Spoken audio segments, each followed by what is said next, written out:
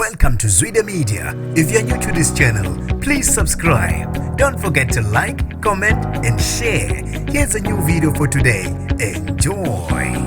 Uma ngaze abaningi abashiya bebambe Ongezansi uAyanda Msweli ngumuthuli wehlelo lezezimonto behlezi ezwakala njalo emsakazweni omkhulukazi uKhozi FM. Lokhu kuze emva kokuba uAyanda Msweli kuvele indaba zokuthi umesiwe emsakazweni uKhozi ngenxa yezinsolo zokuthi akaziphathi kahle. Nginibingelele ngiphinde nginamukele kuphenda kuphi lanibula khona le video. Mangoqala usijoinele likhasi wamwelekile igama lami ngosibonga konke wakandwanda mothanda ungangibiza intatheli kaYouTube. Ubashiye bebambe Ongezansi uAyanda Msweli abantu abebemthanda nabalandela uhlelo lakhe lokuthula izinhlelo zezezimonto nokuhamba kwezithuthi emgwaqeni. uAyanda Msweli oyintandokazi abaningi uvele izindaba zokuthi umisiwe emsakazweni ezizukwini ezimbalwa ezedlule, kanti ke lokho kumangaze abaningi. Akuthe besamangazwe ukumiswa kwakhe uAyanda Msweli emsakazweni, abantu abaningi kwavela indaba ezithe zabashiya bejabulile zokuthi usezoba nepodcast la abantu abazokhona ukungena khona emafonini na kwiwebsite bekwazi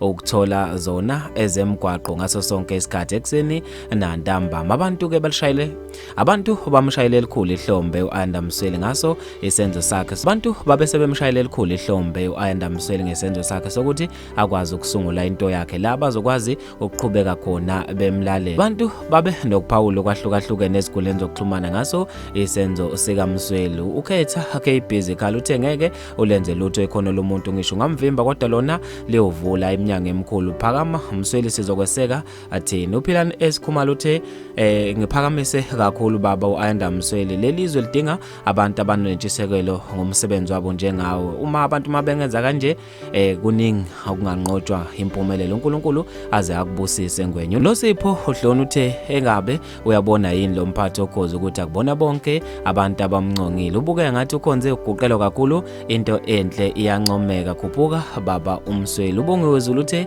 khuphuka lapho ngwenya sinawe mfowethu okumhlophe kodwa. Sandile Chabantanzi uthe khona manjalo isigodi South Africa umholi uNkulunkulu yona lento ecasule oRamaphosa wasefaka ama-emoji ahlekayo. Bafethu maningi kakhulu ama-comment angeke ngize ngiwaqede wonke. Mina njengentathela YouTube sengiphuma kanje ngithi awungibambe evidweni elandelayo.